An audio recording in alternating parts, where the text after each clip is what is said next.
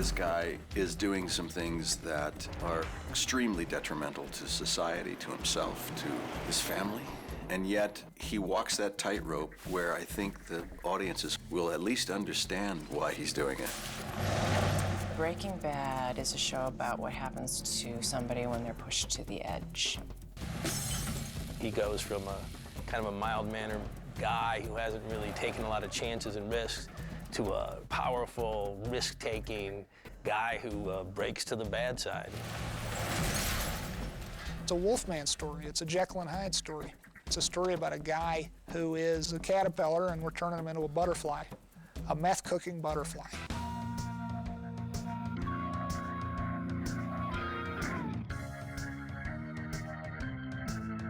Walter White is a sweet, depressed man who is mired in a midlife crisis. Happy birthday. He has a beautiful wife that he loves, and they have a 16-year-old special needs son with CP. How's it feel to be old? How does it feel to be a smartass? The problem with Walt is that he's been teaching high school chemistry for about 25 years, and the spark has diminished. Ionic bonds, chapter 6. He's a guy who could have been on a Nobel Prize-winning research team, and something happened along the way. He kind of took the easy route. On top of that, he finds out that he has terminal lung cancer. So instead of the dilemma of leaving his wife with nothing and his kids, he decides to do a very impulsive thing, very desperate move, and to use his ability and knowledge as a chemistry teacher to create the purest crystal meth, amphetamine, on the market and sell it. What are you doing? These are my good clothes. Can't go home smelling like a meth lab. Yeah, you can. I do. I play the role of Jesse. He's this kind of, I don't know, lost kid who has decided to make meth for a living. The DEA took all your money, your lab. You got nothing. Square one. But you know the business. And I know the chemistry. Their characters are so different, but they've gone into this thing together, and they can't get away from each other now. What the hell is this? Lab safety equipment. We're also going to have an emergency eye wash station. Our points of reference are completely different. I don't understand what he's talking about. I don't get him. I don't particularly like him, actually, to be honest with you. And as the character, I don't particularly like his character either. See, I love Brian. There's a lot to love. These guys have such chemistry, you know, no pun intended. They're so much fun to watch. They're so much fun to write for. Bryan Cranston and Aaron Paul are the odd couple for the 21st century. Did you learn nothing from my chemistry class? No, you flunked me. Remember? We're so opposite. We're on completely different ends of the spectrum. He's very orderly, and I am just kind of fly by the seat of my pants. Aaron has really, I mean, we're just thrilled to write for him. Aaron, you wait to see him on screen, and he's got like this rubber face and this rubber body, and he can make it do anything that you write down. Oh, this is a good look for you. Oh yeah, work it. Could you shut up and help me? There's a lot of humor in it. With every good drama, you have to have a certain healthy dose of comedy to offset it so it's not so morose. God. The minute I read the script, the writing was so dark, so funny, so unique. I loved all the characters. What the hell is this? Damned if I know. I described it as mosaic folk art. Well, a lot of the humor comes from the situation of having a character who is the complete fish out of water. He's a guy that has no experience in crime, very straight-laced guy. I mean, he's a high school chemistry teacher.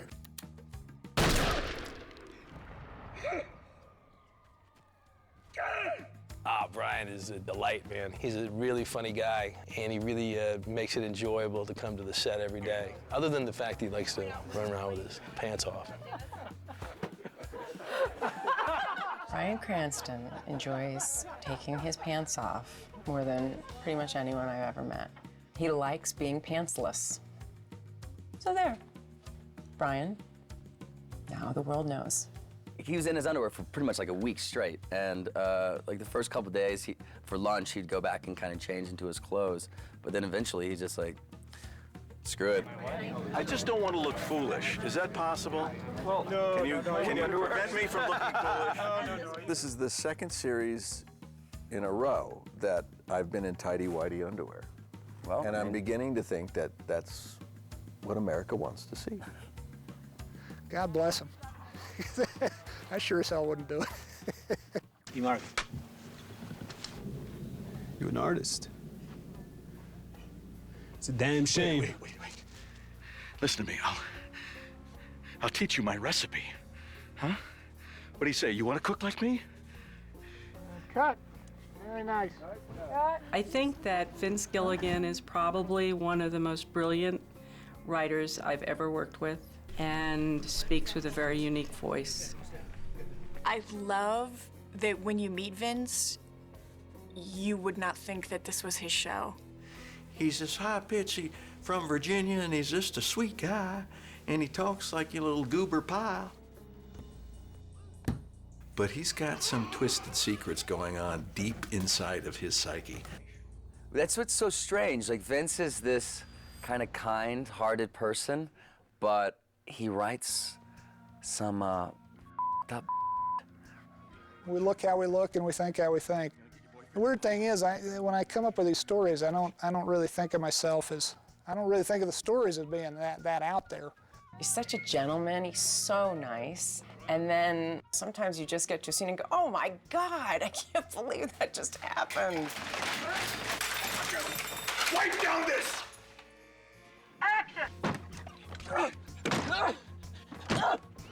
The ace up our sleeve that we have is Bryan Cranston. I had clear ideas, or I thought I did, about who Walt was when we started on this process. But Bryan's ideas were clearer, and they were better. I thought a lot about how I would want to present Walter physically. He let himself go in his occupational dreams and desires. So too was his body. He let himself go. And we took all the color out of my face and just took it down. Had this silly little mustache that really didn't say anything. You know, even his name, Vince said his name is Walter White. You know, just White. As we progress, Walt will change. He starts out as the most bland, ordinary milquetoast guy in the world, and then he starts to come to life, and we end up in green, which represents life to Walt. You are not how I remember you from class. I mean, like, not at all. We've treated this like a feature film. We created a color palette for him that would be a complete arc during the course of this experience. At the end of the day, this has to be a show about the consequences of a really bad decision. And one of the worst things I could think of that he could do would be to cook crystal meth. I do not think that it glamorizes crystal meth at all. I think it shows it in its absolute truthful form. And it's not pretty. This is an evil, awful drug, crystal meth. This is glass grade. And it creates a tremendous amount of damage to society. And it's not something that Walt was able to even listen to at that point. He wasn't capable of looking and thinking long term. But in our series, we will show the effects of what crystal meth does to a person, to a family, to a society. And it's going to be heavy at times. But I think it's where we have to go. No, we only sell it, we don't use it. Okay, since when? The audience doesn't have to agree with anything Walt is doing, but they have to understand why he's doing what he's doing. It's a tremendous challenge, but hopefully audiences will like the man that he was and battle within themselves the man he's becoming. If you have sympathy for him as a human being, you can hate his choice, but maybe you can kind of understand how he would come to make that choice. It's not about guilt or innocence. Walt is guilty, and we know that. And we don't sympathize with him. We know he's wrong in what he's doing, but in a lot of ways we empathize with him because he is like us. I wanted a character who was just a very square dude, a very straight arrow kind of an individual. I wanted to see Dr. Jekyll turn into Mr. Hyde. You know, I wanted to see Lon Chaney Jr. turn into the werewolf. What if we take, you know, Mr. Chips and turn him into Scarface over the course of 40 or 50 episodes?